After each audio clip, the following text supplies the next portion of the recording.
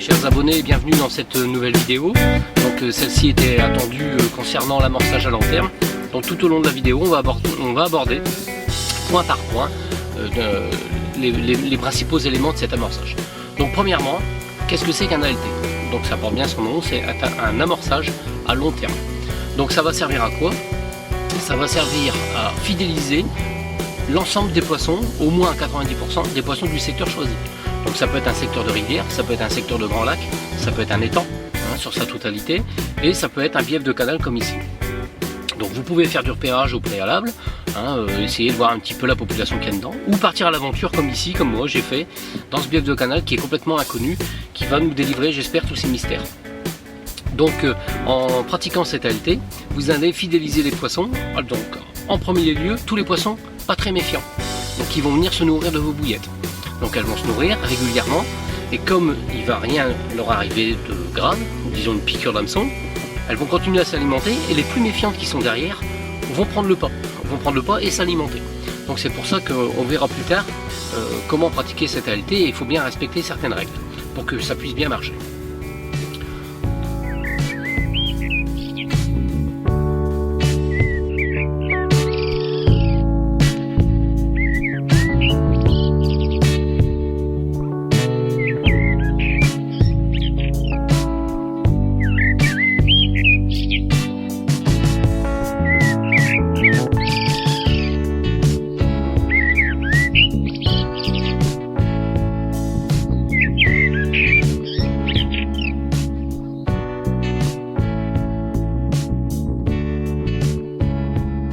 Donc pour la deuxième question, pourquoi faire un ALT? Donc on a vu ce que c'est un ALT, ça permettait de fidéliser les poissons sur différents secteurs de pêche. Donc pourquoi faire un ALT? Tout simplement pour remplir votre carnet de pêche. C'est pas plus compliqué que ça. En conditionnant les poissons sur le secteur choisi, comme on disait tout à l'heure, de rivière, de lac ou de bief de canal, vous allez conditionner les poissons sur vos appâts. Donc alors ça sera les vôtres, on va y revenir dans une autre séquence, comment préparer vos appâts pour l'ALT. Donc ici ça sert essentiellement à remplir votre carnet, donc, et à vous permettre d'avoir des postes où vous pouvez vous rabattre quand vous cherchez d'autres postes et que vous prenez des capots. Ça fait quand même du bien au moral de faire un peu de poisson derrière. Donc on revient sur un secteur où on a fait cette ALT avec ses propres bouillettes, et ça permet d'enclencher des touches beaucoup plus facilement et régulièrement tout au long de la saison. Donc à savoir que ça demande quand même un investissement financier et temps assez important. Donc c'est une stratégie d'amorçage qu'il ne faut pas négliger. Il faut être sûr de pouvoir la mener à bien jusqu'au bout, sinon vous n'aurez pas les résultats escomptés. Bon, économiquement on s'y retrouve, ça coûte un peu plus cher la première année, mais ensuite vous êtes capable de venir 4 jours comme ici, dans un bief de canal avec 5 kg de billes. Il y en a largement assez, le poisson est fidélisé sur vos appâts. Il suffit d'en mettre toujours dans cette fameuse stratégie d'amorçage de zone, et de pêcher dedans et d'enclencher des touches régulièrement tout au long de l'année. Bon, ici on n'a pas encore fait de touche, mais il fait très froid, le vent a encore tourné, la température d'eau chute de jour en jour. J'espère vous montrer des nouveaux poissons suite à cette ALT dans ce petit bief de canal.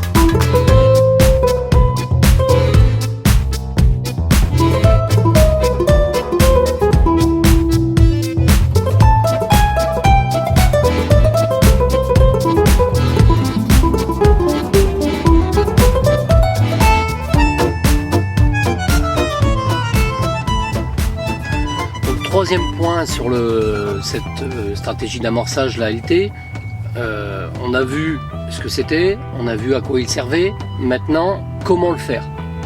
Donc ici on va prendre un exemple concret.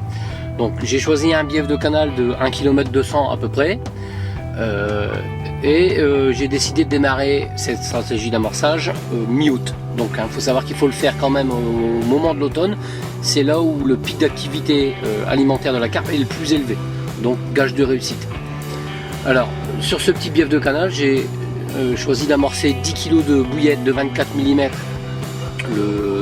on va dire dans le premier tiers de la semaine, et dans le deuxième tiers de la semaine encore 10 kg de 24 mm, donc sur tout le canal. Donc il faut en mettre absolument partout, sur le secteur, sur l'étang ou sur le bief de canal choisi.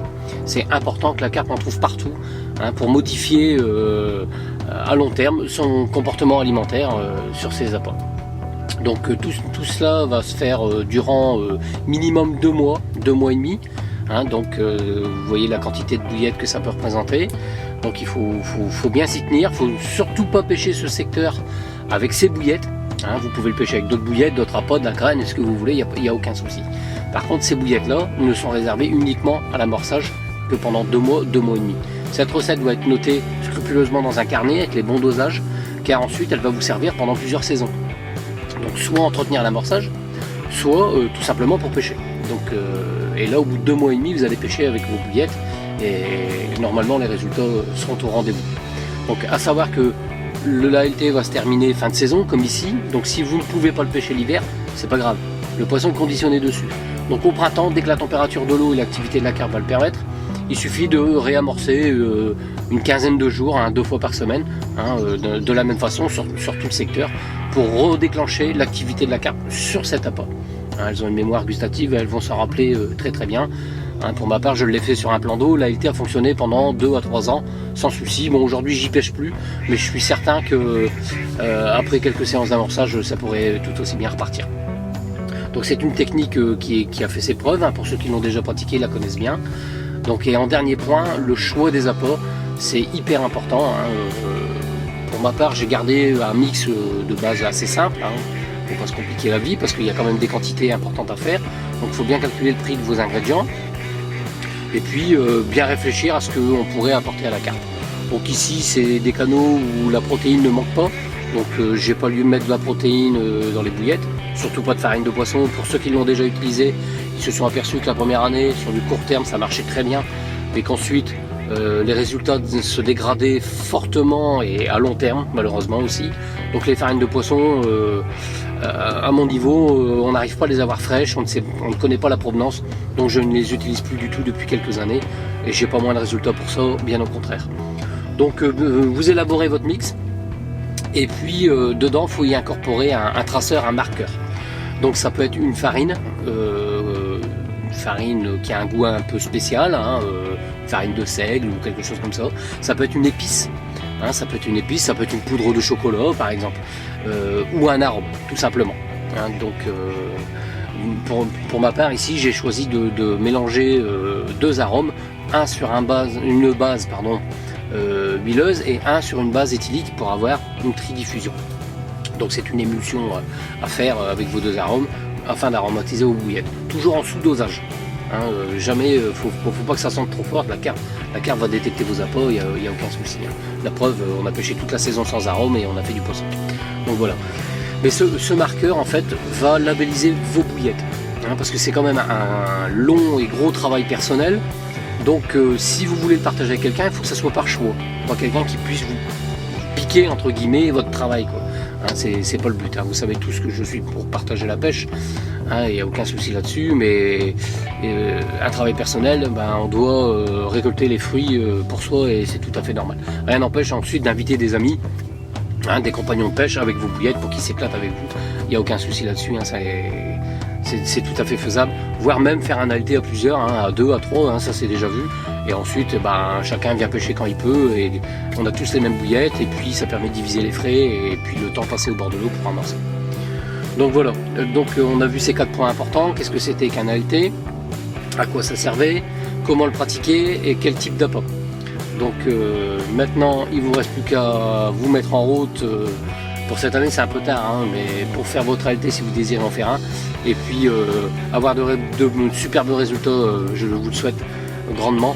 Et puis on va se retrouver dans la prochaine vidéo d'ici 15 jours à 3 semaines, donc ça sera fin novembre, la température d'eau va commencer à chuter fortement, on verra bien. Donc je vais préparer 2 postes, hein, on va avoir l'opportunité de tester 2 types de bouillettes. On va préparer 2 postes qui se ressemblent fort, où j'ai déjà fait du poisson, on va les amorcer. Et puis on fera un petit 48 heures d'un côté et de l'autre, et on fera une comparaison entre ces 2 appâts. Et puis ça permettra d'ouvrir des débats sur les types d'appâts. Et je vous en reparlerai lors de cette vidéo. Voilà, merci de votre attention et puis à la prochaine.